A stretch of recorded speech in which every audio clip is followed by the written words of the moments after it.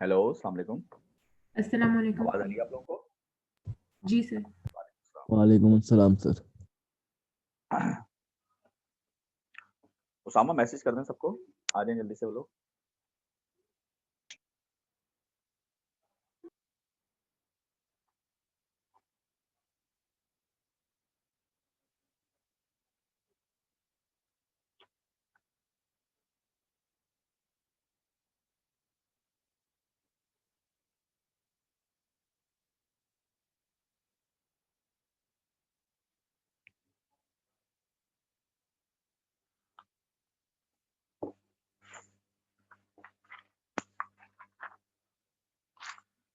Okay, मैं attendance call कर रहा हूँ।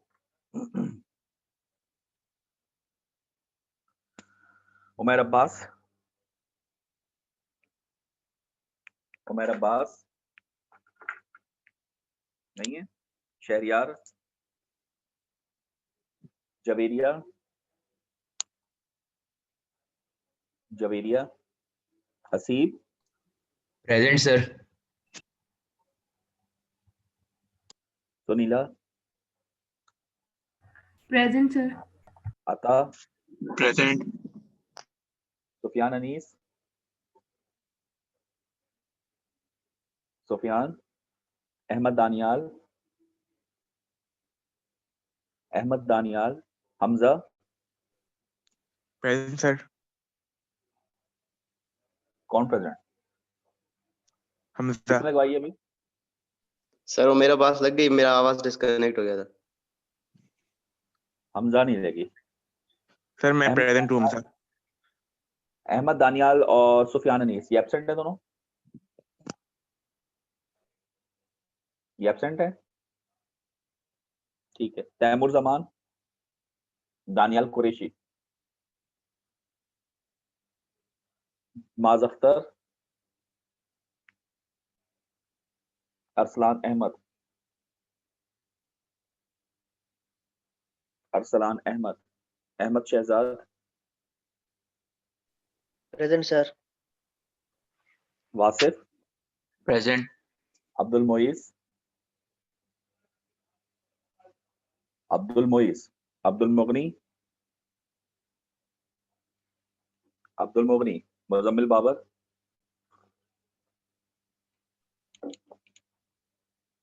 पूरी क्लास ही नहीं बैठी हुई है। सुनीला, जवीरिया क्यों नहीं आई? पता है आपको कुछ? नहीं सर, मैं उसको मैसेज कर रही हूँ। Muzammil Babar, Umar Atiq,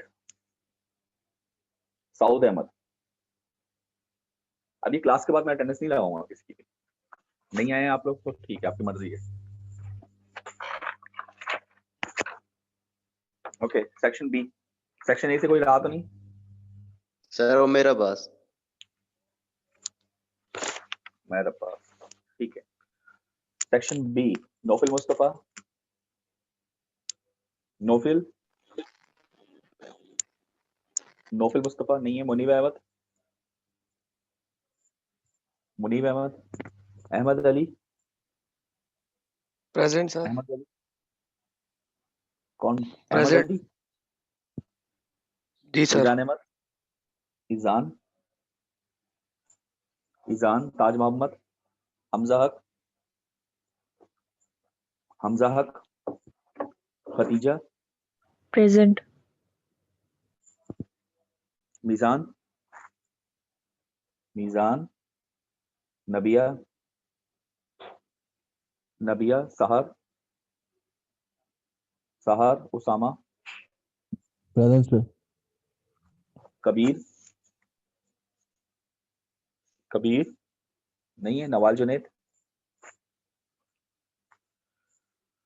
Faizan Nadeem, Usama Mughal, present sir.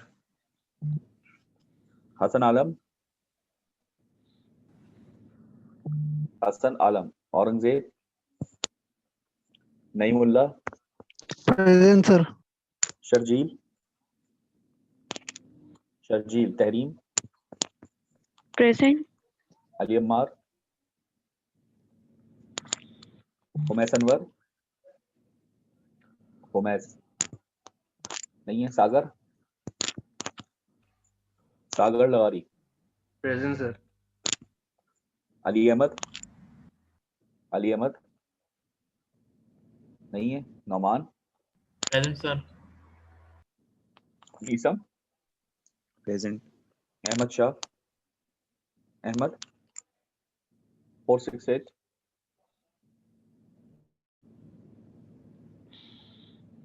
नहीं है अहमद। अब्दुल राफे, राहिल गौहर, प्रेजेंट। अब्दुल्ला एहसन और साफ खानजादा। ठीक है, कोई रहा तो नहीं?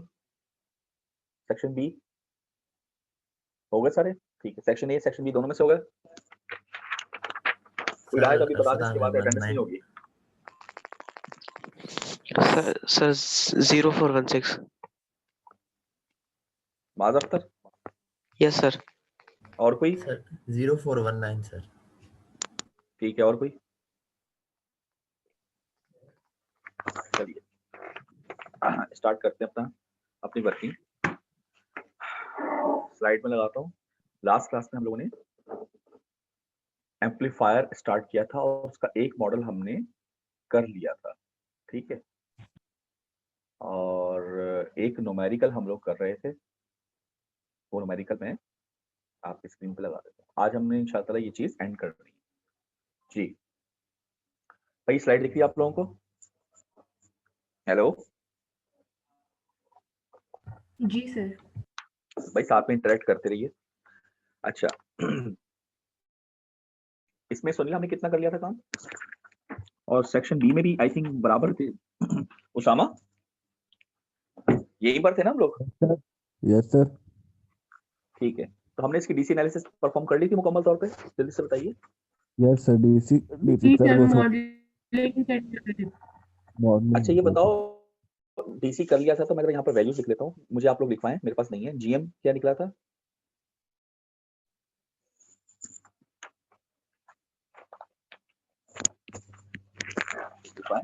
सर 0.73 मिलीसीम। 0.7 0.728। एक मिनट रुकिएगा जरा।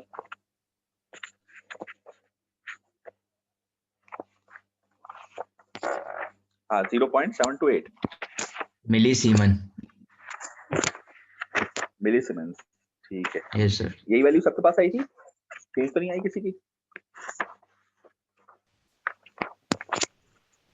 और R naught 47.16 kilo ohm. 47.16 kilo ohm. 2 कर दूं? राउंड ऑफ करूंगा तो 2 हो जाएगा ना? Yes sir. जी, इस तरीके से राउंड ऑफ होता है कि जब आप एक फिगर कम कर रहे हैं तो वैल्यू में भी चेंज लाजमी आप लेकर आए। ओके, ये हमने डीसी एनालिसिस पूरी कर दी। अब आप हेडिंग देंगे एसी एनालिसिस की। दीजिए हेडिंग एसी एनालिसिस। अब जब आप एसी एनालिसिस करेंगे तो सबसे पहले आप क्या करेंगे, मैंने आपको क्या तरीका बताया था कि आप इस ट्रांजिस्टर को मॉडल करेंगे। तो ये ट्रांजिस्टर अगर मैं यहाँ पर मॉडल करना चाहूँ तो कैसे मॉडल होगा? ये इसका गेट आ गया, ये इसका सोर्स आ गया और ये इसकी डिपेंडेंट करंट सोर्स आ गई, जिसकी वैल्यू यहाँ पर इसका वीजीएस वोल्टेज आ गया। ठीक है, ये ड्रॉ कर लें आप लोग। और इसकी वैल्यू क्या होती है? GM VGS. और आर नॉट हमने लिया हुआ था ना, बिल्कुल आर नॉट भी लिया हुआ है। ये हमारा आर नॉट आ गया, ये हमारा ड्रेन आ गया, ये मॉडल हो गया।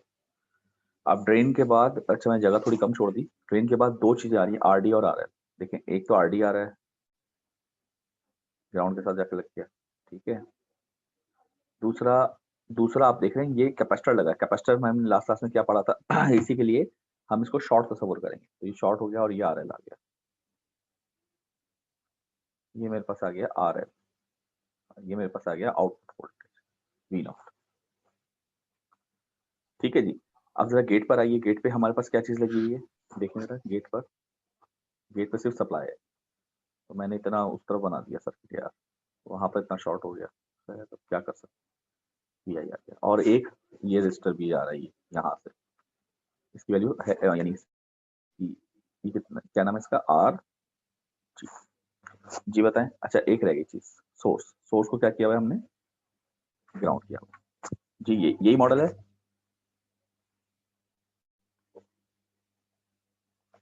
बताइए। जी सर। अच्छा अब हमें इसकी इनपुट रेजिस्टेंस निकालनी है। तो इनपुट रेजिस्टेंस हम जो निकालेंगे, यहाँ ये इनपुट है तो यहाँ पर निकालेंगे इसकी ये इनपुट रेजिस्टेंस होगी। वैसे तो हम इसको थेवेनाइज भी कर सकते हैं आर आई निकालने के लिए, क्योंकि हम जैसे वहाँ पे आर टी एच निकालते थे वैसे आर निकलेगा। लेकिन यहाँ पे डायरेक्ट भी हमें दिख रहा है कि ये आर आई हमारे पास की वैल्यू क्या होगी। मैं यहाँ नोट कर देता हूँ।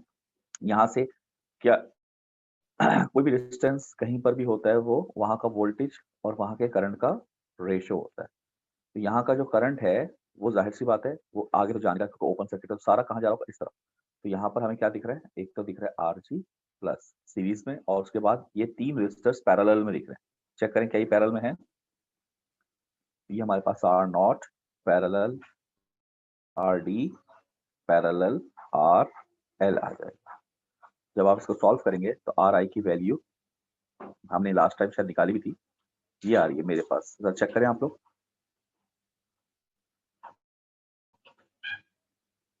मैं गाऊं,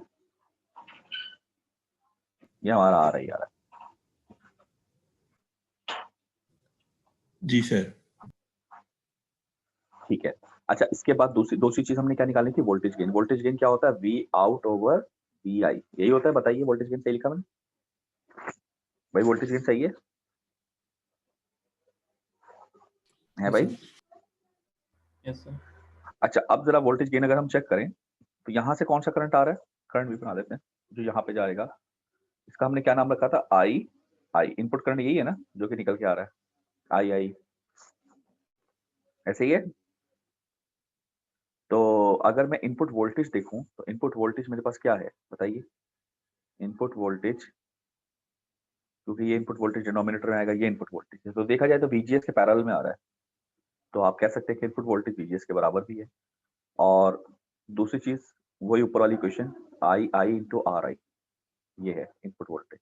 ये हमने ये लिया था ना, आर इनपुट रेजिस्टेंस किसके बराबर है, VI ओवर आई आई। तो VI किसके बराबर होगा, आर आई इंटू आई आई। और आर आई आप अभी निकाल भी चुके हैं। आर आई की वैल्यू कहाँ निकाली आपने, ये निकाली भी है। यस की ये क्वेश्चन कह रहे हैं आप, ये क्वेश्चन आपने आर आई की क्वेश्चन निकाली। ओके और अगर मैं आउटपुट वोल्टेज निकालना चाहूँ तो मुझे आउटपुट करंट देखना पड़ेगा। आउटपुट करंट क्या होगा, देखें आउटपुट वोल्टेज है इन तीन के।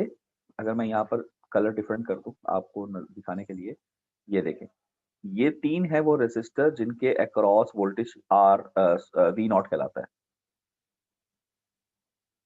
जी भाई ये बात सही कही मैंने, बताइए। हेलो, जी सर। आवाज आ रही है आप लोगों को। जी सर। इनके जी। तीनों के अक्रॉस ही वी नॉट कहलाएगा ना। अगर मैं इन जी। तीनों को एक कर लूं, जरा गौर से सुने, अगर मैं इन तीनों को एक कर लूं, मिसाल के तौर पर मैं एक काम करता हूँ, ये मिटा के यहाँ पर मैं कहता हूँ, यहाँ पर ये समझे तीनों भूल जाए, कोई भी नहीं लगा हुआ, ये एक रजिस्टर लगा हुआ है सिर्फ ये। और इसका इसका नाम क्या होगा, इसका नाम होगा R naught parallel R D parallel are L, यही होगा ना जो भी इसकी वैल्यू है। भाई बोलो ना यार, सही कह रहा हूँ। जी। तो अगर मैं तीनों को एक कर लूं तो यहाँ पर कितने रास्ते हो गए, एक रास्ता ये हो गया। इस नोड की बात कर रहा हूँ, इस नोड पे कितने रास्ते हो गए, 3 रास्ते हो गए। एक रास्ता ये है, एक रास्ता ये है, और एक रास्ता ऊपर से आ रहा है। सही कह रहा हूँ। तो अगर मैं यहाँ बना दूं ये नोड कुछ ऐसे बनी हुई है, ये नोड है, ठीक है जी। सॉरी एक मिनट, ये ऊपर से रास्ता है, ये नोड है। नोड से एक तो यहाँ जा रहा है, ये डिपेंडेंट सप्लाई, ठीक है ना। और एक रास्ता यहाँ जा रहा है, ये रजिस्टर जो हमने अभी निकाला है फाइनल। तो ऊपर से जो करंट आ रहा है वो कितना आ रहा है बताइए, आई आई आ रहा है। तो इधर करंट जा रहा है वो कितना जा रहा है बताएं, GMVI। जा रहा है। और इधर जो जाएगा करंट उसको हम एक नया नाम दे देते हैं, क्या नाम दें, उसको हम आई नॉट दे देते हैं, क्योंकि आउटपुट है ना ये। भाई सही कह रहा हूँ। वी नॉट जो है वो किसके बराबर होगा, आई नॉट इंटू एक तरह से आर नॉट। और आर नॉट क्या चीज है यहाँ पर, वो हम निकाल चुके हैं, क्या है बताएं, i naught into are naught parallel R D parallel are l, ठीक है। तो चेंज ही कर लेते हैं, रेडी कर लेते हैं, ज्यादा नजर आएगा। ओके, तो ये आई नॉट मुझे फाइंड आउट करना है। बताएं आई नॉट क्या होगा अगर मैं इस नोट पे केसीएल लगा दूं, किरचॉफ्स करंट लॉ केसीएल, तो आप मुझे बता सकते हैं आई नॉट क्या होगा? केसीएल क्या कहता है? तमाम आने वाले बराबर है तमाम जाने वाले। तो इस नोट पे आने वाले कितने हैं? जल्दी से बताओ यार, कितने एक दिख है। रहे हैं आने वाले? हैं? एक ही है, एक ही। और जाने वाले? दो। तो दो। आने वाला ये है और जाने वाले ये दोनों है। तो अगर ये निकाल है तो फिर दिस माइनस दिस होगा ना, मतलब ये लिखूंगा ना मैं। बताइए, केसीएल ठीक लगाया? बताइए, अरे बोलो ना मेरे भाई। इन दोनों का सम बराबर है इसके, तो ये बराबर होगा दिस माइनस दिस। सही कह रहा हूँ? केसीएल ठीक है? जी जी सर। Sir yes sir. अच्छा, इसको क्या मैं ये देख सकता हूँ? आप बताएं मुझे, आई आई माइनस जीएम वी आई लिख सकता हूँ? क्यों? क्योंकि यहाँ मैंने कहीं लिखा हुआ भी था, ये वी आई जी वीजीएस बराबर है, ये वी आई है ये वीजीएस है, दोनों पैरेलल में है। चेक कर लें आप लोग, क्या पैरेलल में है? जी जी सर। ओके, अच्छा अगर मैं यहाँ सब्स्टिट्यूट करूँ ए वी किसके बराबर है? वी आउट ओवर वी आई। तो वी आउट किसके बराबर है? इस पूरे के बराबर है, आई नॉट इंटू दिस। और आई नॉट किसके बराबर है? इसके बराबर है। तो जरा मैं यहाँ पे अगर सब्स्टिट्यूट करूँ तो मैं क्या लिखूंगा? I i minus gm v i, gm v i, ये आई नॉट हो गया। और इसके बाद इन सबको लिखने में जरा शॉर्ट लिख देता हूँ ताकि आर नॉट ये लिख दूं ताकि इतना लंबा ना लिखना पड़े। यहाँ लिख देता हूँ आर नॉट बेसिकली इसी के बराबर है। आर नॉट किसके बराबर है? R naught parallel are L parallel are D. ठीक है ना? तो ये मैंने शॉर्ट कर दिया। और नीचे इसके क्या आएगा? वी आई की वैल्यू क्या है? आई आई आर आई, ये आ गया। यहाँ तक क्लियर बात? अब इसमें अगर आप गौर करें तो ये हमें फाइंड आउट करना था, मगर यहाँ पर हमें ये कांस्टेंट है, ये कांस्टेंट है, ये कांस्टेंट है, मतलब इनकी वैल्यूज पता है। ये तीन वेरिएबल है, ये तीन वेरिएबल हमारे पास नहीं होने चाहिए। तो मैं क्या करूं? ये तीन वेरिएबल अगर मैं कहूं नहीं होने चाहिए तो बजाय मैं क्या करूं? इस वी आई की वैल्यू यहाँ पर मौजूद है, ये इस वी आई की वैल्यू क्या इसके बराबर होती है? आई आई इंटू आर आई। बोले, अगर मैं यहाँ सब्सटीट्यूट यस कर सर। दूं आई आई इंटू आर आई, ये मैंने सब्सटीट्यूट की, divide by I I into are i r not. तो ये आई, ये मुझे बताएं क्या ये कैंसिल नहीं हो जाएगा? ये आई आई, ये आई आई और ये नीचे वाला आई आई। बताइए, जी सर। मेरे पास ए बी की जो फाइनल इक्वेशन आएगी मैं यहाँ लिख लेता हूँ, वो क्या होगी? 1 minus G M R I into are naught divide by R I. इसके अंदर तमाम चीजें जो हैं वो आप फाइंड आउट कर चुके हैं। ये आपका वोल्टेज गेन हुआ। ठीक है जी, तो निकालिए ए बी की वैल्यू निकालिए, बताइए कितनी आ रही है? क्योंकि आपको आर नॉट निकालना है, तो ये तीनों कहाँ गया? आर नॉट, ये आर नॉट भी पता है, आर एल भी पता है, आर डी भी पता है। पैरेलल में करें, आर नॉट आ गया, आर आई आप ऑलरेडी निकाल चुके हैं, ये रहा। जीएम आप ऑलरेडी निकाल चुके हैं, ये रहा। तो आप ये रखें, और आर नॉट ही ऑलरेडी निकाल चुके हैं, ये रहा। ये रख के सब्स्टिट्यूट करके बताएं ए बी कितना आ रहा है। अब जस्ट कैलकुलेशन करनी है आपने, जल्दी से करें, बताएं।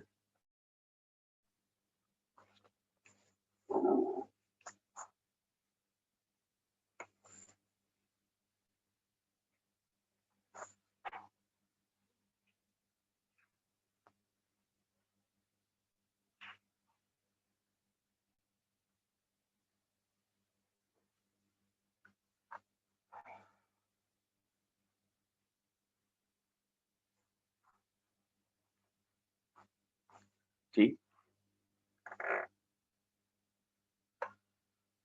कितना आ रहा है?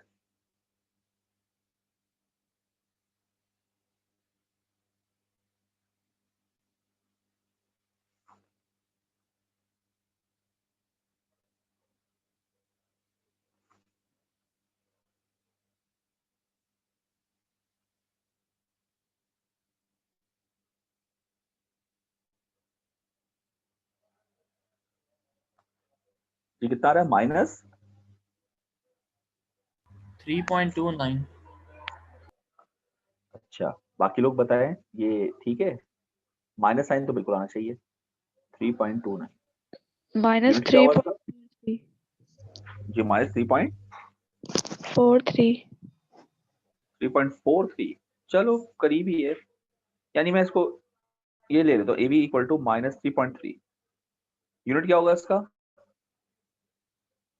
जी सर नो नीट है यूनिट। नहीं यूनिट तो नहीं है बिल्कुल ठीक है आप वोल्टेज गेन है लेकिन हम इसको रिप्रेजेंट नॉर्मली वोल्ट पर वोल्ट से करते हैं ताकि पता चल जाए क्लियरली कि वोल्टेज गेन है ये क्योंकि करंट गेन भी होता है पावर गेन भी होती है ना ठीक है माइनस 3.3 आ रहा है चेक कर ले बाकी लोग दो के आंसर मैच कर गए तो मेरे ख्याल से यही होगा जी सर यही है। चलें ठीक है यहाँ तक कर लें फिर आगे चलते हैं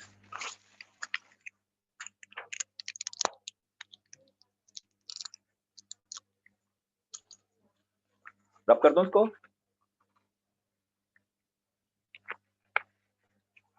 नो सर। इसको रब कर दीजिए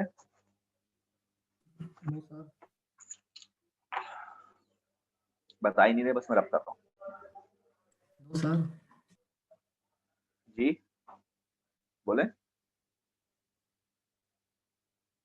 बोलिए जल्दी से कुछ बोलना है बस सर कह के चुप हो गए अच्छा जी आगे चलें देखें ये हमने इक्विवेलेंट सर्किट बनाया था ये देखें हमारी हेडिंग क्या थी small signal equivalent circuit model अब बीजीटी को अगर आप याद करें बीजीटी में हमारे पास क्या होता था बीजीटी में हमारे पास जो मॉडल्स बने थे वो दो किस्म के थे एक कहलाता था आर पाई मॉडल अगर आपको याद हो एक कहलाता था आर ई मॉडल ठीक है जी दो किस्म के मॉडल थे ये थोड़ा हॉरिजॉन्टल टाइप का था ये थोड़ा वर्टिकल टाइप का था ठीक है अगर आप इससे कंपेयर करें ये तो ये वाला मॉडल आपको किस तरह का दिख रहा है आर पाई से मिलता जुलता दिख रहा है या आर ई से मिलता जुलता दिख रहा है ये वाला मॉडल क्या कहते हैं भाई बीजीटी में दो मॉडल पड़े थे ना एक आर पाई और एक आर ई तो आपको क्या लग रहा है कि आर पाई से मिलता जुलता है कि आर ई से मिलता जुलता है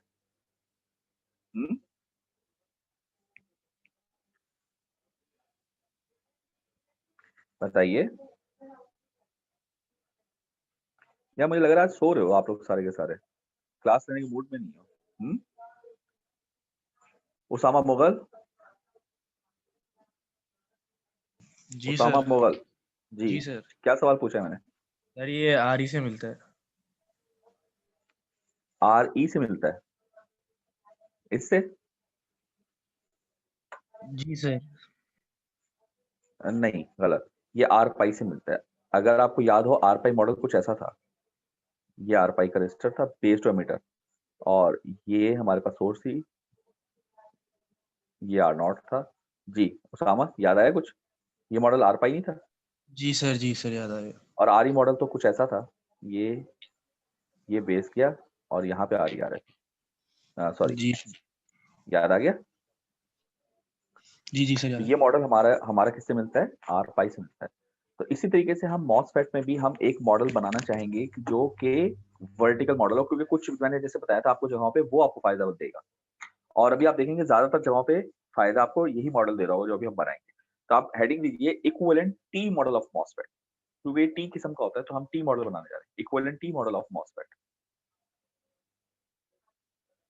equivalent T model of MOSFET लिख लिया हेडिंग अच्छा अब जरा मैं थोड़ा सा मॉडल आपको बनवा देता हूँ स्लाइड में बना हुआ है लेकिन जरा यहाँ पर मैं थोड़ा सा खुद से बनवा देता हूँ ताकि आपको आइडिया हो जाए देखिए हमारे पास जो ये मॉडल है इसी से ये ड्राइव होकर निकलेगा तो पहले मैं जरा ये मॉडल बना लेता हूँ कि जिस मॉडल से ड्राइव करके आपने दूसरा मॉडल बनाना है ये मॉडल क्या कहलाता है इसका भी आपने नाम देखा था क्या क्या नाम है इसका स्मॉल सिग्नल इक्विवेलेंट मॉडल ठीक है ये नाम याद होना चाहिए क्योंकि इन्हीं नामों से हम इनको मेंशन करेंगे तो पेपर में भी हो सकता है इसी नाम से स्मॉल सिग्नल इक्विवेलेंट मॉडल जी ये VGS है और ये IG है IG कितना होता है यहाँ पर बताइए 0 जी ये मैंने मॉडल पूरा बना दिया है यहाँ तक सबको क्लियर है इस मॉडल इसमें कोई प्रॉब्लम भाई क्लियर है ये मॉडल ठीक है सर जी सर अच्छा आपसे एक सवाल है अगर मैं इस मॉडल को ऐसे लिखूं, आप मुझे बताएं कि अगर आपको कोई एतराज है मैथमेटिकली, मैं कहूं कि IG की वैल्यू 0 ही है और नीचे इसके ये सोर्स है, यहाँ पर ये डिपेंडेंट सोर्स लगी हुई है, इसका नाम है GM VGS, ठीक है, इसका नाम GM, एक मिनट सर,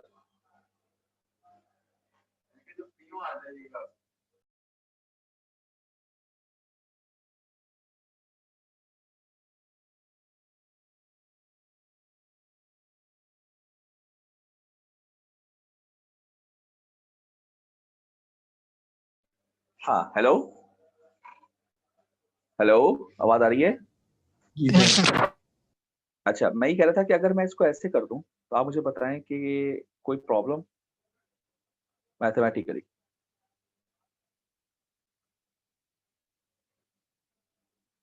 ऐसे करो, ये बताइए। नो इस सर। मॉडल और इस मॉडल में कोई डिफरेंस है क्या? ये पूछना चाह रहा हूँ, कोई डिफरेंस है मैथमेटिकली? इट मेरे इज हिसाब नॉट से कोई डिफरेंस नहीं है, क्योंकि देखिए अगर एक सोर्स लगी हुई है मिसाल के तौर पर ऊपर जा रही है 5 एम्पियर और मैं एक और सोर्स सीरीज में इसके साथ एक और लगा लूं, वो भी ऊपर जा रही है 5 एम्पियर, तो क्या फर्क पड़ेगा सर्किट पे? सर्किट का पहले भी रिजल्ट यही था और अभी भी रिजल्ट यही है, क्या ख्याल है आपका? पहले भी 5 एम्पियर ऊपर जाए थे, अभी भी 5 एम्पियर ऊपर जाए, तो इसी तरह से GM VGS सोर्स की मैंने एक और लगा दी, तो कोई डिफरेंस नहीं पड़ता। अच्छा, इसको मैं और आगे लेके जाता हूँ। अब मैं अगर इसको ऐसे कर लूं कि ये G है, ठीक है जी, ये S है और ये वही सप्लाई है, ठीक है, इसका नाम क्या था? GM VGS, और ये भी वही सप्लाई है, इसका नाम क्या है यार? इसका नाम भी क्या है? GM VGS। यहाँ तक तो मैंने वही बना दिया। अगर मैं इसको ज्वाइन कर दूं, कोई डिफरेंस? आप कहेंगे सर बिल्कुल पड़ेगा, क्योंकि यहाँ करंट 0 था, यहाँ करंट 0 है क्योंकि ओपन सर्किट है, ठीक है ना, यहाँ करंट सर क्या है? इनका इफेक्ट 0 है। नहीं हो जाएगा? मगर यहाँ पर जब ये जुड़ जाएगा तो फिर तो करंट 0 नहीं रहेगा। लेकिन अगर मैं साथ में ये भी लिख दूं आपको कि यहाँ से जो भी करंट जा रहा है वो 0 ही रहेगा जोड़ने के बावजूद, तो अब कोई फर्क नहीं पड़ेगा। यानी कि यहाँ पर करंट 0 था ओपन सर्किट वजह से, यहाँ ओपन सर्किट नहीं रहा, मगर मैंने मॉडल में लिख दिया है कि यहाँ पर ये 0 है, तो ये जुड़ा हुआ कोई फर्क नहीं डालेगा, क्योंकि यहाँ पर करंट मैं लिख चुका हूँ कि 0 है। आई बात समझ में?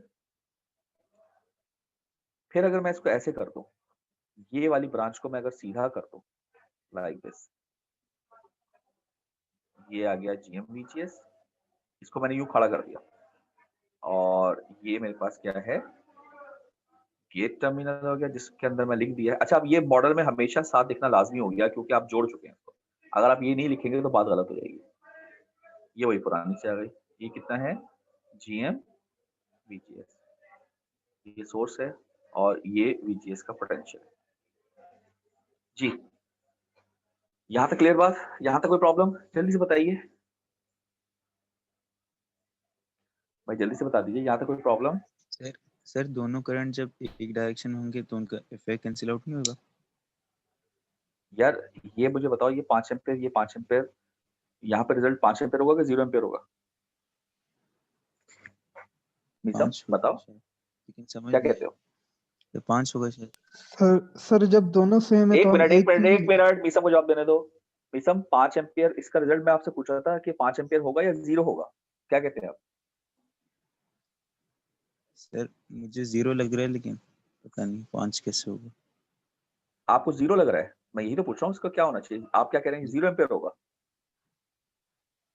जी यही कह रहे हैं आप? एक बात बताएं, अगर आपको कोई पीछे जी से जी। धक्का दे, अगर आपको कोई पीछे से धक्का दे और आगे से एक बंदा आपको खींच ले, तो आप रुके रहेंगे या आगे जाएंगे? आगे जाऊंगा। तो बस यही है ना, एक ही डायरेक्शन में है तो 0 क्यों होगा? 0 तो जब होगा जब ये ऑपोजिट हो। 0 तो जब होगा ना कि जब ये करंट नीचे को जा रहा हो और ये करंट ऊपर को जा रहा हो, तब होगा ना 0 एम्पियर। अगर ये इक्वल है, फॉर एग्जांपल ये 3 एम्पियर है और ये 4 एम्पियर है, तो भी 0 नहीं होगा, तो इसका रिजल्ट होगा 1 एम्पियर ऊपर जा रहा है। आ रही बात समझ में? ठीक है ना? और जी वैसे भी ऐसा होता नहीं है। सीरीज में जो होता है वो करंट जो होता है वो सेम होता है। सीरीज में जो है वो करंट सेम रहता है। ठीक है। तो जब एक, ये मैं सब रफ कर देता हूँ, जब एक सेम पोटेंशियल आप पोटेंशियल कह रहा हूँ, सॉरी, सेम करंट आप अप्लाई कर रहे हैं सीरीज के अंदर, तो वो जाहिर है वो वही रहेगा 5 एम्पियर। ठीक है। आप वोल्टेज सोर्स देख लें, पैरेलल में अगर पैरेलल में वोल्टेज सेम होता है, तो अगर मैं 2 वोल्ट की पैरेलल में 2 सोर्स लगा दूं और एक ही डायरेक्शन रखूं तो कोई फर्क नहीं पड़ेगा, सेम रहेगी। ठीक है ना। देखो एडिशन सब्ट्रैक्शन होती है जब करंट हो पैरेलल में और वोल्टेज हो सीरीज में, याद रखने वाला। देखो करंट सीरीज में सेम होता है, पैरेलल में डिवाइड होता है। भाई बात समझ रहे हो मेरी? सब करंट जी जी पैरेलल में डिवाइड होता है, तो पैरेलल में ऐड सब्ट्रैक्ट होगा ना, सीरीज में ऐड सब्ट्रैक्ट कैसे होगा? आप ये कहते हैं ना ये Okay. जीरो होना चाहिए, जीरो तो जब होगा ना जब सब्ट्रैक्ट हो रहा हो। जी भाई जीरो जब होगा ना जब ये सब्ट्रैक्ट हो रहा हो, तो जब ये है ही सीरीज के अंदर तो सब्ट्रैक्ट कैसे होगा? तो सीरीज में कभी भी आप डिफरेंट वैल्यू के सोर्सेज लगाते ही नहीं है, आप हमेशा सेम वैल्यू की लगाने की जरूरत ही नहीं होती, एक ही लगाते हैं आप हमेशा। यहाँ पर तो हम किसी वजह से लगा रहे हैं, मगर सेम लगा रहे हैं तो कोई फर्क नहीं पड़ेगा। तो जब सेम लगाने से कोई फर्क पड़ता नहीं है, इसलिए हम सेम लगाते भी नहीं कि भाई क्यों लगाएं, हम क्या पागल है? जब फर्क नहीं पड़ रहा तो लगाएंगे क्यों? यहाँ पर हमें किसी मकसद के तहत लगाइए, वरना कभी लगाते ही नहीं है। आई बात समझ में? जी सर जी। अच्छा, अब यहाँ तक अब कर ली। कोई और सवाल किसी का? एक बच्चा और पूछ रहा था जी, जल्दी सर मैं बताइए। कह रहा था अगर अगर सीरीज में करंट सेम है तो दोनों की जगह एक क्यों नहीं लिख रहे? अरे मैं वही तो कह रहा हूँ कि दोनों लिखते ही नहीं है, एक ही लिखते हैं। यहाँ पर किसी मकसद के तहत किया है ये काम, यही तो कह रहा हूँ मैं। आई बात समझ में? वो मकसद क्या है अभी ओके पता चल सर। जाएगा आपको। अच्छा, अब जब यहाँ तक कर लिया तो यहाँ पर मैं एक आपको बता दूं कि एक थ्योरम है, इसका नाम लिखिए सोर्स एब्जॉर्प्शन थ्योरम। नोट करें, थ्योरम है सोर्स एब्जॉर्प्शन थ्योरम। ये थ्योरम कहता है कि जब कोई current source, dependent current source मौजूद ऐसे हो कि उसके अक्रॉस उसी का पोटेंशियल आ रहा हो। देखें जैसे ये है, इसको कंट्रोल करने वाला कौन है? VGS। और इसके अक्रॉस क्या आ रहा है? VGS। तो जो उसको कंट्रोल कर रहा हो वही उसके अक्रॉस आ रहा हो, तो सोर्स एब्जॉर्प्शन थ्योरम कहता है, यहाँ लिख देता हूँ, कि अगर एक करंट सोर्स है जिसका A है और ये इसका पोटेंशियल है V1, मिसाल के तौर पर A क्या है इसका? स्केलिंग फैक्टर, और V1 इसी के अक्रॉस आ रहा हो, तो सोर्स एब्जॉर्प्शन थ्योरम कहता है कि इसको हम एक रेसिस्टर से रिप्लेस कर सकते हैं, और उस रेसिस्टर की वैल्यू होगी इसके स्केलिंग फैक्टर का इनवर्स 1/8। ये सोर्स एब्जॉर्प्शन थ्योरम कहता है। ठीक है, ये सोर्स एब्जॉर्प्शन थ्योरम कहता है। अच्छा, ये कैसे आई ये भी देख ले भाई। इसकी इंपेडेंस अगर मैं निकालना चाहूँ Z, तो वो किसके बराबर होती है? वोल्टेज अपॉन करंट, ये इंपेडेंस होती है। तो यहाँ वोल्टेज क्या है? ये है जो इसके क्रॉस आ रहा है V1, और इसका करंट क्या है जो इसमें से गुजर रहा है? क्या है? AV1। तो V1 से V1 कट गया तो इंपेडेंस क्या बची? बताइए 1/8। तो यही बात हम यहाँ कह रहे हैं। तो यही चीज अगर मैं यहाँ अप्लाई कर दूं तो ये चीज मेरे पास क्या बन जाएगी? इसको मैं यहाँ पर अगर ये फॉर्म एक नहीं बना लूं तो मेरे पास क्या बन जाएगा? ये एक डिपेंडेंट सोर्स हो गई GM VGS, इस टर्मिनल को हम कहते हैं ड्रेन। ये मेरे पास हो गया ये टर्मिनल, लेकिन यहाँ पर मुझे लिखना पड़ेगा कि कोई अंदर करंट नहीं जाएगा, 0। और यहाँ पर मैं इसके यहाँ पे एक रेजिस्टर लगा दूंगा, और ये मेरे पास आ गया सोर्स टर्मिनल, और रेजिस्टर की वैल्यू क्या होगी? 1/GM। ये मेरे पास फाइनल फॉर्म आ गई, जो कि बिल्कुल इक्विवेलेंट है जैसे कि बीजेटी में यहाँ पर बनाया था, टी मॉडल। ये कहलाता है टी मॉडल, इसको नोट कर लीजिए। अच्छा, एक चीज रह गई इसमें, ये वोल्टेज गेट से लेकर सोर्स तक का वोल्टेज का नाम होता है VGS, ये नोट कर लें। इसको कहते हैं equivalent T model of MOSFET. जी, यहां तक कोई सवाल?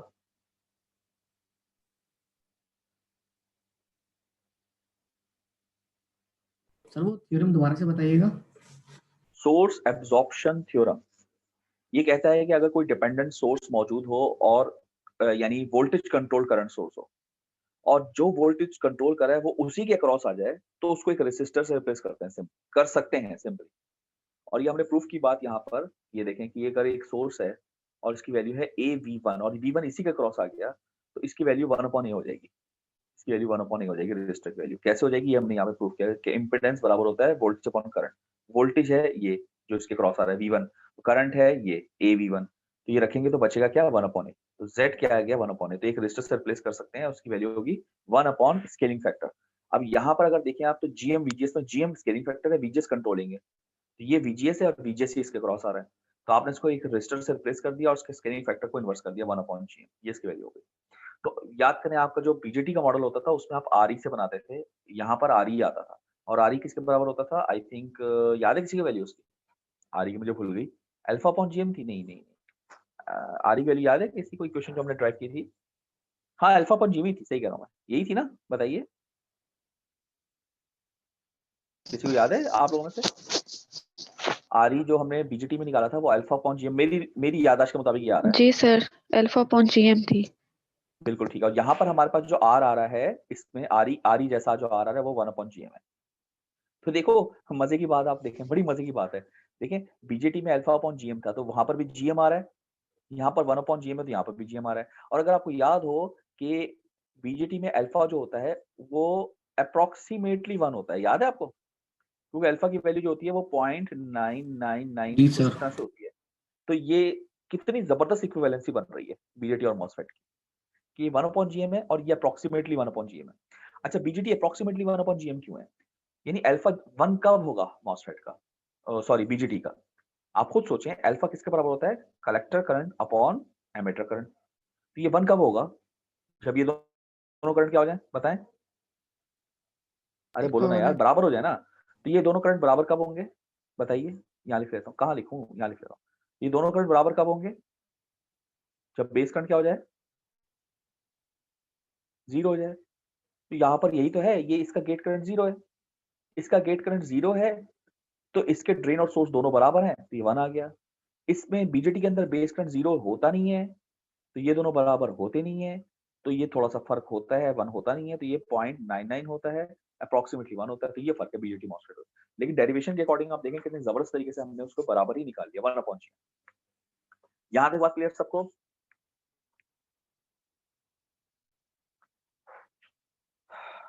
ओके, आगे चलिए।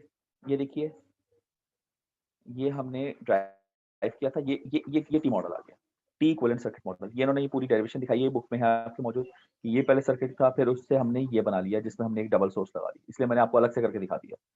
डबल सोर्स लगा ली, कोई फर्क नहीं पड़ा। फिर हमने इसको जोड़ दिया, ये सर्किट है, जोड़ दिया, गेट करंट को 0 रहने दिया, तो कोई फर्क। फिर हमने इसको सीधा किया और उसके बाद सोर्स एब्जॉर्प्शन थ्योरम लगाया, क्योंकि देखें जीएम वीजीएस और इसके अक्रॉस ही इसका वीजीएस आ रहा है, इसको हमने 1 अपॉन जीएम से रिप्लेस कर दिया। तो ये मॉडल हमारे पास तैयार हो गया।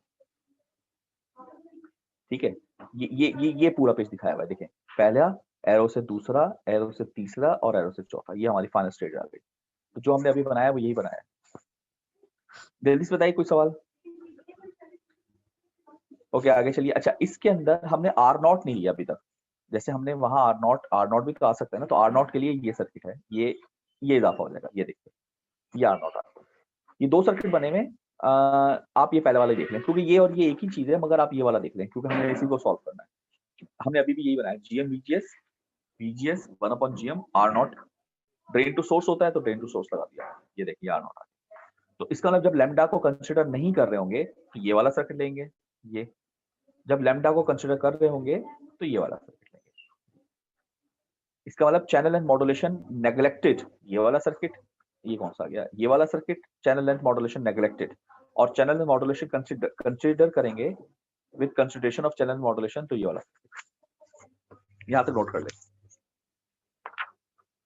जी, यहां तक बताइए, कोई मसला?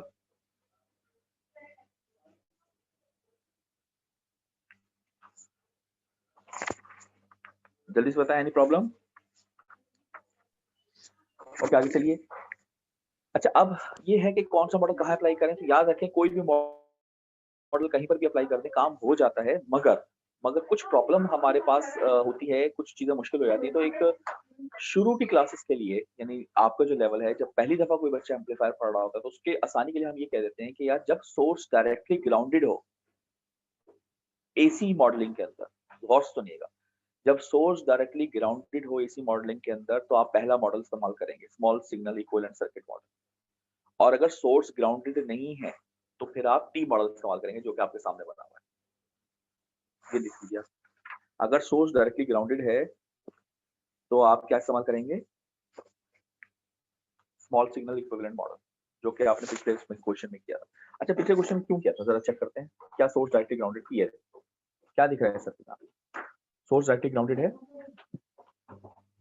यहाँ से आपने इनपुट किया, यहाँ से आपने आउटपुट किया, सोर्स डायरेक्टली ग्राउंडेड है, तो आपने स्मॉल सिग्नल मॉडल इस्तेमाल किया। यहाँ तक हमने टी मॉडल पढ़ा भी नहीं था क्योंकि जरूरत नहीं थी, स्मॉल सिग्नल मॉडल ही लग रहा था यहाँ पर। अच्छा, अब सवाल बच्चे ये पूछ सकते हैं क्या ये टी मॉडल से सॉल्व हो सकता है? तो इसका जवाब ये है कि बिल्कुल ये टी मॉडल से सॉल्व हो सकता है। भाई थोड़ी देर में आना, क्लास चल रही। ये टी मॉडल से ये सॉल्व हो सकता है, मगर आसान स्मॉल सिग्नल मॉडल है। तो ये आसानी है हमारे पास, हम आसानी के लिए काम करते हैं। ठीक है जी। अच्छा, यहाँ तक बात सबको समझ में आ गई। अब हमारे पास आप लिखिए टाइप्स ऑफ एम्पलीफायर या टाइप्स ऑफ मॉस एम्पलीफायर लिख लीजिए। Types of MOS amplifiers.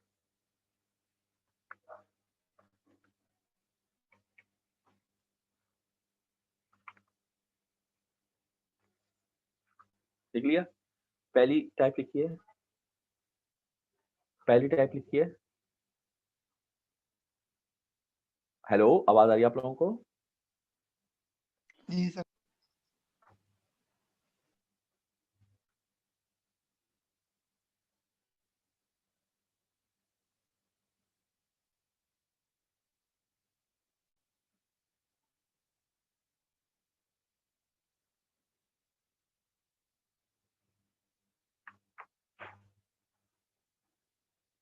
No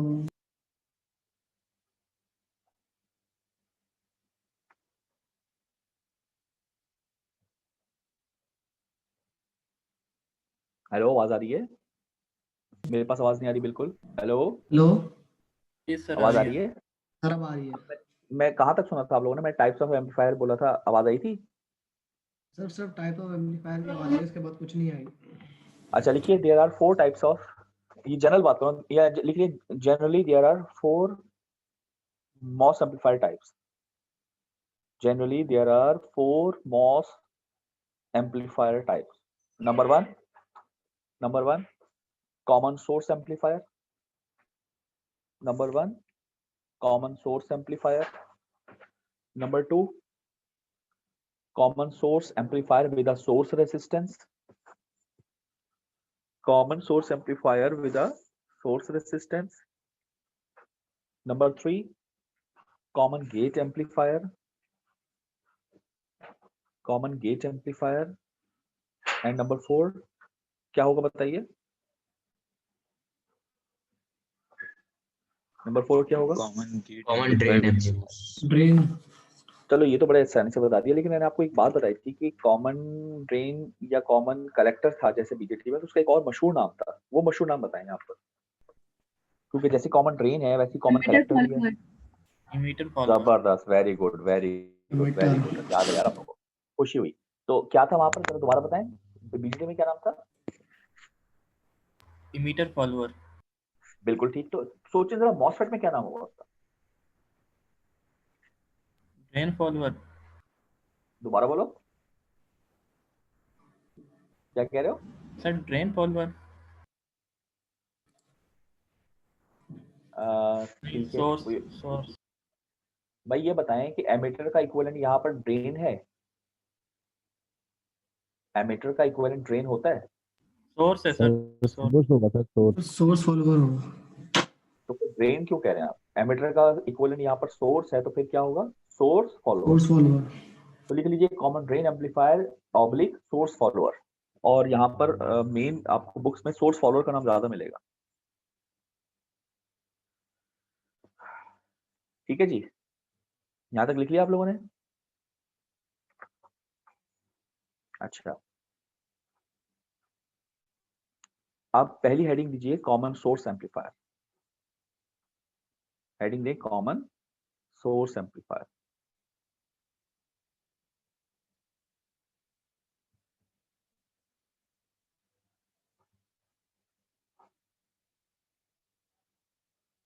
मैं शेयर कराता हूँ कॉमन सोर्स एम्पलीफायर। स्लाइड देख रही है आप लोगों को?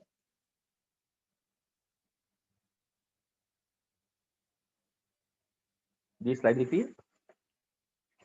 जी सर। हाँ, कॉमन सोर्स एम्पलीफायर। आज यार ये हमारी टाइम खत्म नहीं हुआ ना, ये चल रहा है जब से। जी सर। क्यों? मीटिंग तो 40 मिनट की होती है ना, 40 मिनट से ऊपर नहीं हो गया हमें। मुझे अचानक ख्याल आया ये क्या, चलो खैर लकी, पता नहीं क्यों नहीं हुआ। चल चलते हैं। कभी कभी हो जाता है। मेरे साथ तो जिंदगी में पहली दफा हुआ यार, मैं तो दोबारा मीटिंग स्टार्ट कर करके थक जाता हूँ। खैर, हेडिंग दीजिए कॉमन सोर्स एम्पलीफायर, और ये आप ड्रॉ कर सकते हैं, लेकिन इसमें आप एक ख्याल करें, या एक काम करता हूँ, छोड़ो, मैं ड्रॉ करवाता हूँ आपको। ये आप ड्रॉ करें मेरे साथ, ये इसमें मजा नहीं आएगा। अच्छा, इसको रब कर देता हूँ मैं, ठीक है जी।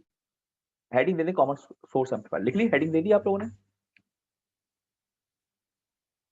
अरे जल्दी बताओ, जी हेडिंग सर। लिख ली आप लोगों ने? अच्छा, चलिए मैं ड्रॉ कर रहा हूँ, साथ साथ ड्रॉ करें आप लोग।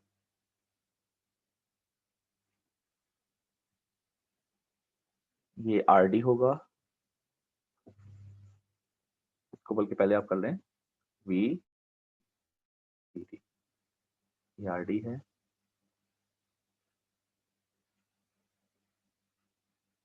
ये आपका आरएल, ठीक है जी।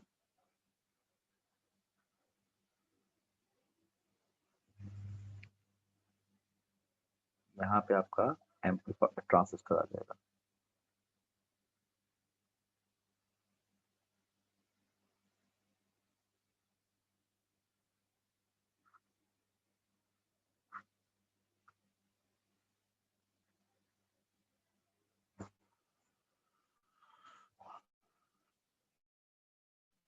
ठीक है जी, इसका नाम आप रख लें माइनस VSS।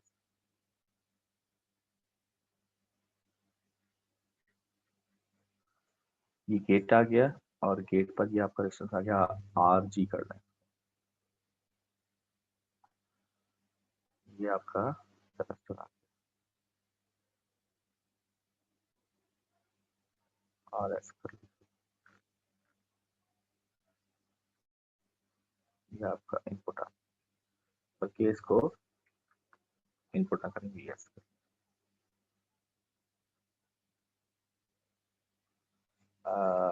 चेक करता हूँ सारी चीजें हो गई, हाँ हो गई। इसको मैं C1 कर देता हूँ, इसको मैं C2 कर देता हूँ, इसको मैं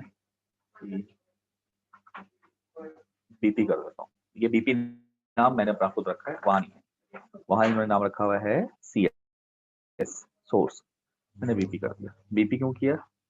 BP मैंने इसलिए नहीं किया, मुझे BP की टॉफी पसंद है। BP मैंने इसलिए किया, अभी मैं बताऊंगा। ये मैंने आई रख दिया जी। भाई ड्रॉ कर लिया आप लोगों ने?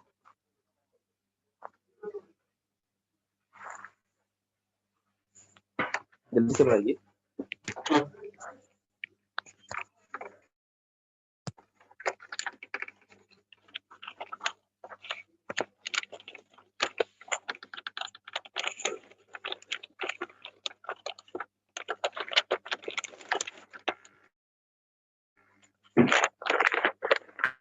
हेलो, आवाज आ रही है आप लोगों को?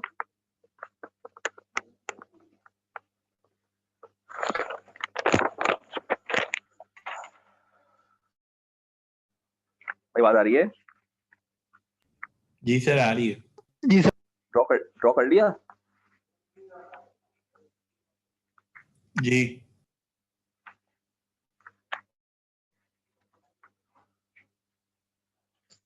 अच्छा जी, अब जरा इसको थोड़ा सा समझ लीजिए। इसमें देखें, सबसे पहली बात, इस कैपेसिटर के मुताबिक मैंने आपको कुछ बताया था, इन दो के नाम बताए थे मैंने आपको। कोई बता सकते क्लास में से? याद है किसी को इनके नाम क्या थे?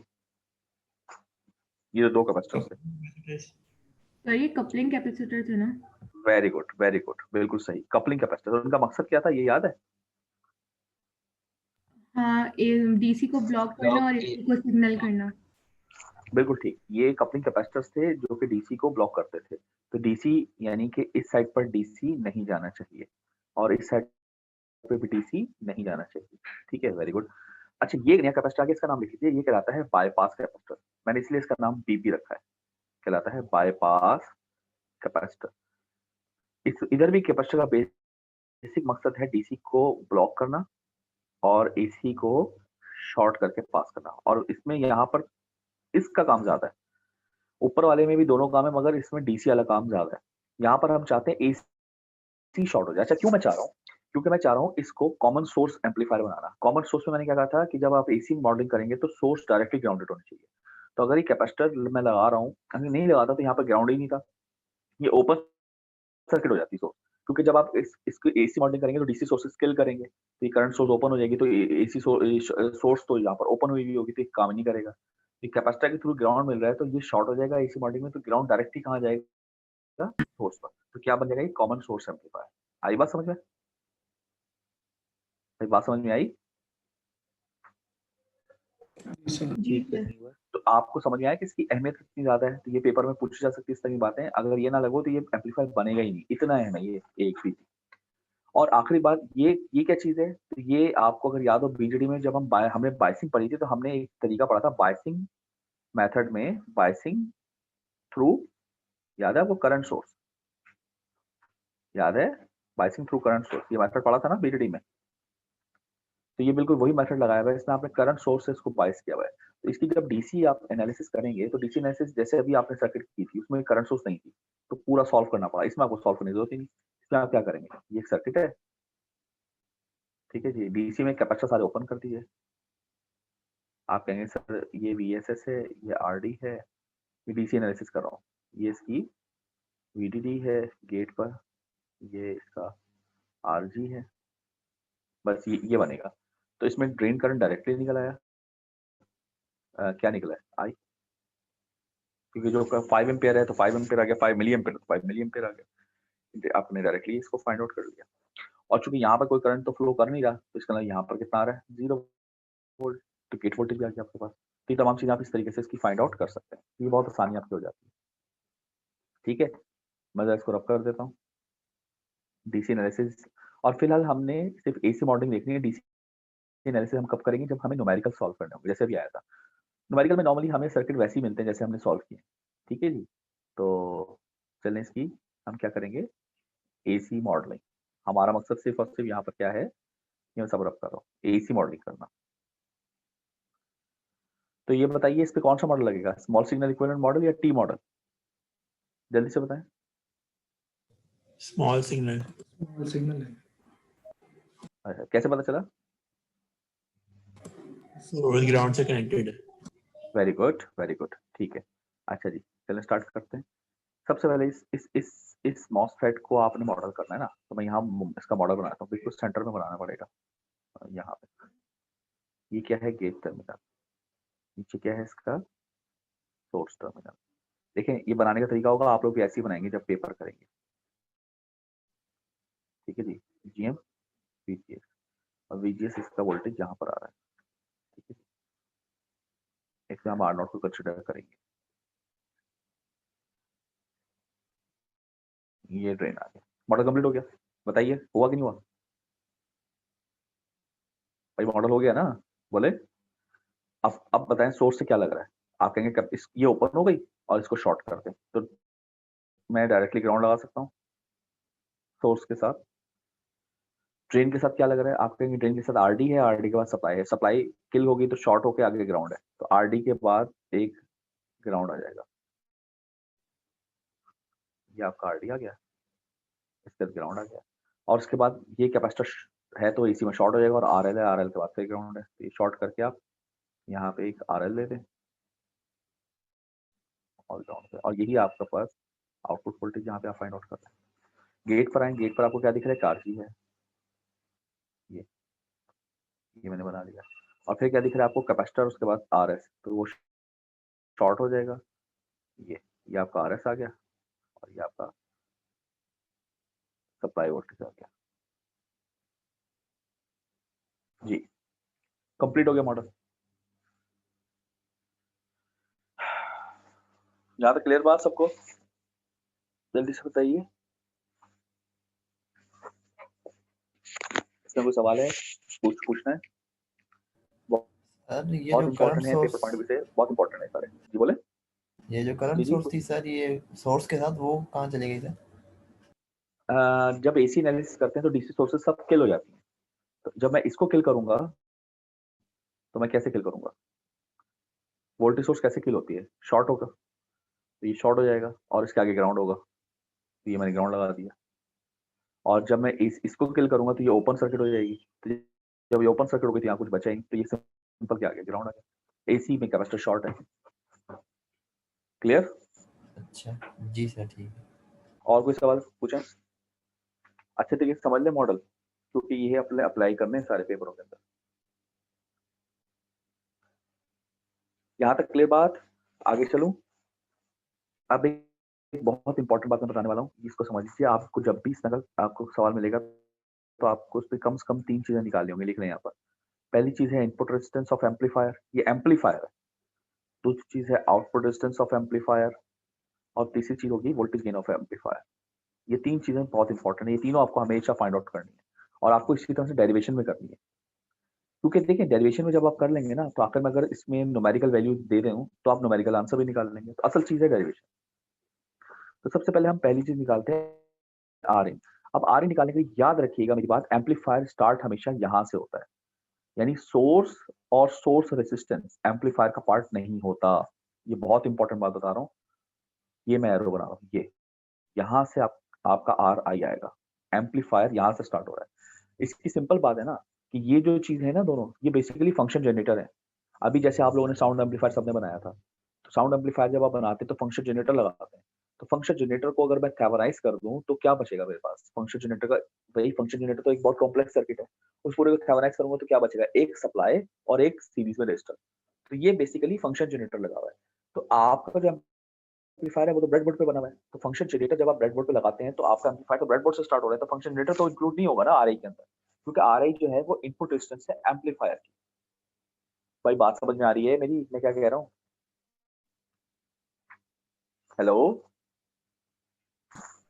जी सर आ रही है। भाई, हूँ हाँ कर लो यार, पता चल जाएगा सब मौजूद है, हयात है। सही कह रहा हूँ मैं? Yes sir, yes sir. तो आपका इनपुट रेजिस्टेंस कहाँ से स्टार्ट होगी? आरएस को एक्सक्लूड करके। याद रखना, ये बच्चे सबसे ज्यादा गलती करते हैं, आरएस इंक्लूड नहीं होगा। अच्छा, इसी तरीके से जब आप आउटपुट रेजिस्टेंस देखते हैं तो याद रखें लोड एक्सक्लूड हो जाएगा, यानी यहाँ पर होगा ये मैंने एरो बना दिया, इसको नोट कर लीजिए, ये आर आउट है। अच्छा, इसकी मिसाल भी आप ले लें अपने अभी कल के प्रोजेक्ट से, कि आप जब ब्रेडबोर्ड पर सारा एम्पलीफायर बनाते हैं तो आखिर में एक स्पीकर लगाते हैं, लगाया था कि नहीं लगाया था आप लोगों ने? तो स्पीकर आपका क्या है? लोड। ये आरएल आपका स्पीकर है। तो एम्पलीफायर का आउटपुट रेजिस्टेंस ज़ाहिर है स्पीकर तो नहीं होगा ना, स्पीकर एम्पलीफायर का पार्ट तो नहीं है, वो तो लोड का पार्ट है। तो एम्पलीफायर का आउटपुट रेजिस्टेंस आरएल को एक्सक्लूड कर दो। इसी तरह एम्पलीफायर के इनपुट रेजिस्टेंस आरएस को एक्सक्लूड कर दो। ठीक है जी, ये दोनों बातें क्लियर हो गई आप लोगों को? जी सर। अब देखिए, सबसे पहले मैं आरआई निकालना चाहता हूँ, मैं आरआई निकालूंगा। तो मुझे बताएं आरआई क्या होता है? आप जानते हैं वी आई अपॉन आई आई, यही होगा ना? तो अगर आप इसमें से गौर करें तो इसमें से जो भी करंट होगा, अगर आप गौर करें तो करंट क्या यहाँ से जाकर सारा यूं नहीं चला जाएगा? आगे तो ओपन सर्किट है, क्या कहते हैं आप लोग? भाई आगे करंट को जो भी होगा वो 0 एम्पीयर नहीं है, बताइए। जी सर। बोलो ना। अच्छा, लास्ट केस में जब हाँ मैंने जी। न्यूमेरिकल किया था तो ये चीज यूं करेक्ट हुई हुई थी, याद है आपको? ये आरजी लगा हुआ था, जी याद है आप सर। लोगों को लास्ट? तो उसमें तो करंट 0 नहीं था, यहाँ पर यहाँ से करंट यूं जा रहा था। लेकिन अभी जो हमारा जनरल केस होता है जिसमें ये आरजी नहीं लगा हुआ, उसमें तो ये करंट है ही नहीं, तो इसलिए वो आरजी वाला थोड़ा मुश्किल होता है। ये आसान है काम, सारा करंट ऐसे ट्रेवल कर जाएगा। सही कह रहा हूँ मैं? बोले? जी सर। तो इसका मतलब ये हुआ कि बताइए V I upon R I, ये आई आई किसके बराबर होगा? आप कहेंगे सर ये तो यूं गुजर रहा है, तो सिंपल एक ही रजिस्टर आ रहा है पाथ में, आर जी, क्योंकि आर एस तो लेते नहीं है ना, तो सिर्फ आर जी बचा। क्या कहला आपका?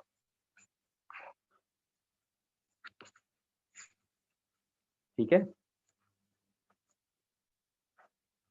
अच्छा, इसमें एक बात और बता दूं, ये जरा रब करके, ये भी रब कर देता हूँ। अब आपको बात तो समझ आ गई इनपुट रेजिस्टेंस की। देखिए, ये भी मैं लिख लेता हूँ कि वी आई ये वाला पोटेंशियल होगा, वी आई यहाँ का। कोई बता सकता है वी आई किस इनपुट पोटेंशियल है किस चीज का? वी आई जो है वो इनपुट पोटेंशियल है किस चीज का? कोई बता सकता है? इनपुट वोल्टेज है किसका? ऑफ आरजी का। एम्पलीफायर। भाई अभी तो बताया था, जैसे आर आई इनपुट रेजिस्टेंस है किसकी? इनपुट रेजिस्टेंस है किसकी? एम्पलीफायर की। आई आई क्या हुआ? इनपुट करंट होगा किसका? एम्पलीफायर का। और एम्पलीफायर यहाँ से स्टार्ट हो रहा है, इस सर्किल से मैंने सर्किल बना दिया, तो ये VI आएगा ना भाई। ठीक है, ठीक कह रहा हूँ। जी सर। तो ये 3 बातें समझ में आ गई आपको? अब जी R0 पे आ जाइए। अब R0 अगर आप देखेंगे तो इसको अगर आपको डिराइव करना है तो इसको थेवेनिन यानी थेवेनिन थ्योरम लगाना पड़ेगा। लेकिन अगर मैं डायरेक्टली देख लूं, थेवेनिन थ्योरम ना लगाऊं, तो मैं आपको क्या दिख रहा है कि यहाँ पर आप जाएंगे, यहाँ से R0 आप यहाँ से लेना शुरू करेंगे, तो एक RD दिख रहा है। आगे जाएंगे उसके पैरेलल में एक R0 दिख रहा है। देखें ये पैरेलल में है कि नहीं, ये दोनों नोड सेम और ये दोनों नोड भी ग्राउंड क्लियर से सेम। आगे कोई रजिस्टर नहीं है, तो सिंपल आप R0 को भी निकाल सकते हैं। R0 पैरेलल RD, ये आपका R0 आ गया, ये बॉक्स कर दिया। और आ रही आप निकाल ही चुके थे, किसके बराबर आ रही? RG। ये आपने पहली चीज फाइंड आउट कर ली, ये आपने दूसरी चीज फाइंड आउट कर ली। अब से मेन चीज आपकी गेन रह गया। गेन क्या होता है, कोई बता सकता है? Output upon input over input, output over input, ये एम्पलीफायर का गेन है, याद है। अच्छा एक चीज, चौथी चीज भी होगी, वो होगी जीवी। वो मैं अभी बात में बताता हूँ जीवी क्या होगा। पहली चीज है एवी। एवी क्या है? Output voltage upon input. ये आउटपुट है। इस नोड पर आपको पता है एक नोड पे वोल्टेज नहीं होता, तो एक नोड का मतलब होता है विद रिस्पेक्ट टू ग्राउंड, ठीक है, यानी RL के क्रॉस। तो ये आपने पहले निकाला और ये VI है, तो आप पहले V आउट निकालें, इस पर ओम्स लॉ लगा लें यहाँ पर। तो आप क्या कहेंगे, V आउट किसके बराबर होगा? आप कहेंगे वहां के रेजिस्टर्स कितने हैं, एक R0 है, पैरेलल में RD है, पैरेलल में RL है, और करंट क्या इसमें से आ रहा है? इसमें से आने वाला करंट नहीं है, असल में जाने वाला करंट, तो एक माइनस साइन आएगा क्योंकि ये उल्टा जा रहा है, और करंट ये है, ये हम पहले भी कर चुके हैं, माइनस GM VGS।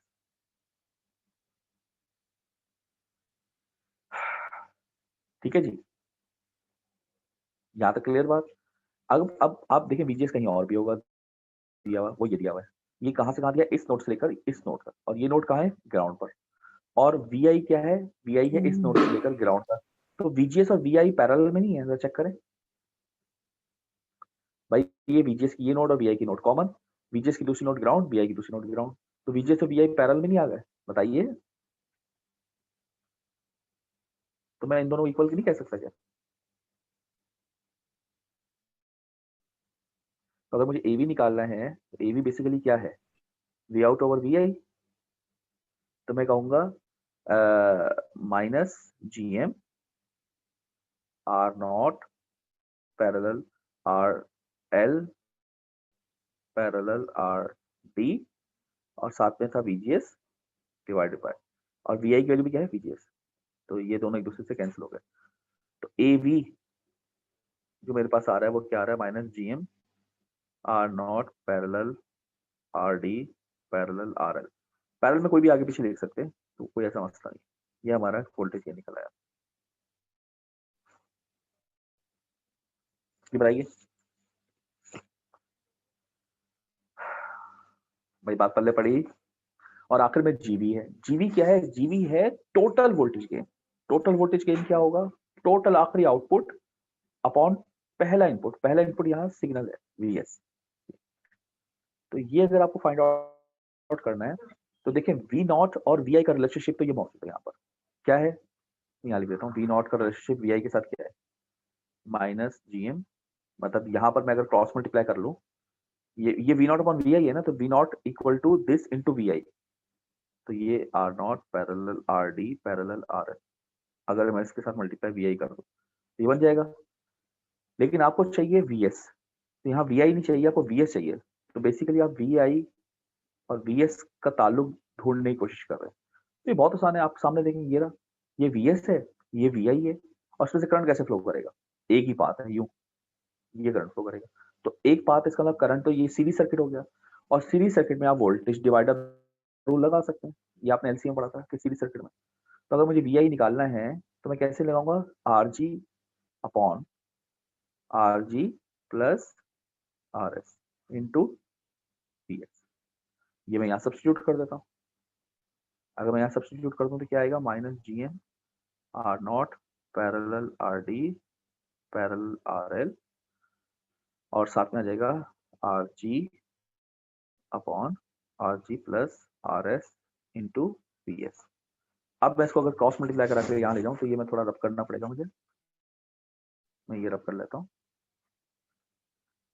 अगर मैं क्रॉस मल्टीप्लाई करवा के ले जाऊँ पी एस को कहाँ पर, वी नॉट के नीचे, अगर मैं क्रॉस मल्टीप्लाई करा के ले जाऊँ तो मेरे पास क्या चीज बन जाएगी, जीवी। जीवी किसके बराबर होता है, V naught over V S. तो किसके बराबर आया बताएं, ये पूरी चीज जो है, ये पूरी चीज क्या ये ए वी नहीं है, तो मैं लिख सकता हूँ ए वी, और ए वी के साथ क्या चीज आ रही है, R G upon R G plus R S. ये बॉक्स कर दीजिए, ये आपका जीवी आ गया। तो आपने चारों चीजें फाइंड आउट कर ली, r i r naught a v g v for first amplifier, common source amplifier. 3 amplifier हमारे आते हैं, वो इंशाल्लाह हम फिर नेक्स्ट क्लास में स्टार्ट करेंगे, नेक्स्ट एम्पलीफायर, क्योंकि ये आपको अच्छे तरीके से समझने हैं सारे, पेपर पॉइंट ऑफ व्यू से बहुत इंपॉर्टेंट। तो अब यहाँ तक मैं सिर्फ रोक रहा हूँ काम, मुझे यहाँ तक बताएं, जो चीज समझ नहीं है तो पूछ लें, इसके आगे मैं नहीं कराऊंगा जी। बाकी हम मंडे को करेंगे इंशाल्लाह, ट्यूटोरियल क्लास है ना हमारी, उसमें हम नेक्स्ट एम्पलीफायर करेंगे जी। पूछें सर आउटपुट को हम इंक्लूड करेंगे आरएल में?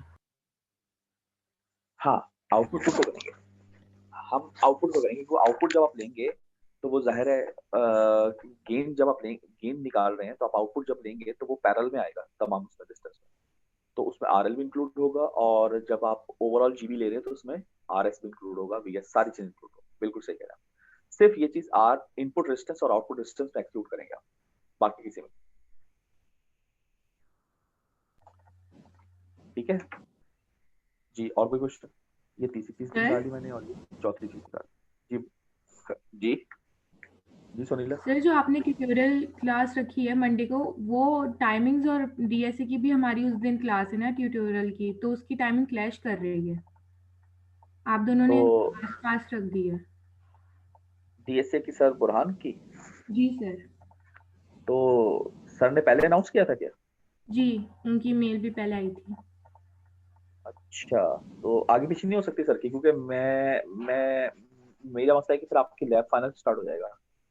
जी सर, हमारा उस दिन लैब फाइनल है, उनकी है 11:55 से 1:05 तक। और मेरी कब है? 11:35 से 12:35 तक है आपकी। हाँ तो बस ठीक है ना, फिर आप मेरी क्लास मैं सर, स्टार्ट आपकी कर क्लास दूंगा, बीच में आप आ रही है ना? हाँ तो आधा घंटा लेकर फिर सर की क्लास में चली जाएगा, बाकी रिकॉर्डिंग तो होगी ना, सुन लीजिएगा। Okay sir. अटेंडेंस तो लग जाएगी, बाकी के 5-10 मिनट मेरे पास ज्यादा ले लेना, फिर 5-10 मिनट सर वाले चले जाना, बस इतना कर लेना। Okay sir. ठीक है, क्योंकि इसके अलावा कोई फ्री टाइम है नहीं ना फिर आप लोगों का जी। अच्छा, और कोई सवाल इसके अलावा? ये टॉपिक समझ में आ गया आप सबके, ये बताएं। जी सर। इसमें कोई सवाल? देखिए, अच्छा एक सवाल मेरा है, ये मुझे आप लोग ये बताएं कि इनमें जगह ही नहीं मिल रही, ये रही एवी और जीवी, इनमें से बड़ा कौन होगा? ये एम्पलीफायर का गेन है, ये ओवरऑल गेन है, एम्पलीफायर का गेन ओवरऑल गेन, इसमें से बड़ा कौन सा होगा? एवी बड़ा होगा, जीवी बड़ा होगा? जीवी कैसे पता चला? सर वो ओवरऑल कैसे पता चला? बिल्कुल गलत आंसर है, एवी बड़ा होगा, जीवी छोटा होगा। अगर आप इक्वेशन ही देख लें तो आपको पता चल जाएगा कि ये आपका जीवी है, ये आपका एवी है। एवी अगर मैंने फॉर एग्जांपल 10 निकला है मेरा, और 10 के साथ मल्टीप्लाई क्या चीज हो रही है, RG upon RG plus RS. तो अगर आरजी की वैल्यू 5 है और नीचे भी 5 प्लस समथिंग 1 भी बेशक क्यों ना हो, हालांकि 1 नहीं होगा, ज्यादा होगा, तो ये आंसर क्या आएगा, 10 इंटू 5/6। तो मुझे बताएं ये 10 वैल्यू छोटी हुई कि बड़ी हुई? बताइए। अबे छोटी हुई क्या हो गया, बड़ी। 5/6 1 से बड़ा होता है छोटा होता है? भाई 5/6 जो है वो 1 से बड़ा होता है छोटा होता है? नहीं पता? छोटा होगा हेलो, 1 से। इतनी देर में बता रहे हो? तो 5/6 जो है वो 1 से छोटा है, तो 1 से छोटी चीज पॉइंट में जब 10 से मल्टीप्लाई होगी तो 10 को छोटा नहीं करेगी? अबे सिंपली है ना, डिनोमिनेटर बड़ा है, न्यूमरेटर छोटा है यार, क्या हो गया? क्या 1 क्लास को पढ़ा रहा हूं मैं? जी सर। डिनोमिनेटर बड़ा है, न्यूमरेटर छोटा है, तो जाहिर है छोटा होगा। तो आप लोग कह रहे हैं ओवरऑल, भाई ओवरऑल का मसला ही नहीं, गेन तो एम्पलीफायर ही देता है, जब आप फंक्शन जनरेटर या दीगर चीजें लगाते हैं, ओवरऑल गेन देखते हैं, तो बेसिकली आप लॉस इंक्लूड कर रहे हैं उसके अंदर। अगर आइडियल केस क्या हो सकता है, आइडियल केस ये हो सकता है कि जीवी और एवी बराबर हो जाए। इसका मतलब बड़ा तो हो ही नहीं सकता जीवी, क्योंकि एवी असल गेन है। तो ये कब होगा, जब आर एस, ये कब होगा, जब आर एस हो जाए। आर एस को अगर मैं यहाँ पर 0 रख दूं तो ये दोनों बराबर हो जाएंगे। तो ये कब होगा, यानी कि जब ये 0 हो, यानी कि डायरेक्टली लगा हुआ। और ये कब होता है, आइडियल केस में। आइडियल सोर्स जब आप लेते हैं, कोई भी आइडियल सोर्स जब आप लेंगे तो उसकी रेजिस्टेंस कितनी होती है, 0 एम्पियर, 0 ओम। ये आइडियल सोर्स है। तो ये आइडियल सोर्स अगर आप लेंगे तब तो ठीक है, लेकिन जब रियल सोर्स लेंगे तो ज़ाहिर रेजिस्टेंस आएगी और जीवी जो है वो एवी से छोटा हो जाएगा। तो ये भी सवाल है जो पूछी जा सकती है बात, तो जरा सोचा करें, ऐसे ही नहीं कह दिया करें, ठीक है। चलिए बस मैं यहीं तक रखा हूँ, इसमें कोई सवाल है तो पूछ लीजिए, नहीं तो फिर इंशाअल्लाह नेक्स्ट वीक में इसको आगे करते हैं, ठीक है। Any question? ठीक है, बस फिर मैं बंद कर रहा हूँ, ठीक है। चलिए, ओके, अल्लाह हाफिज।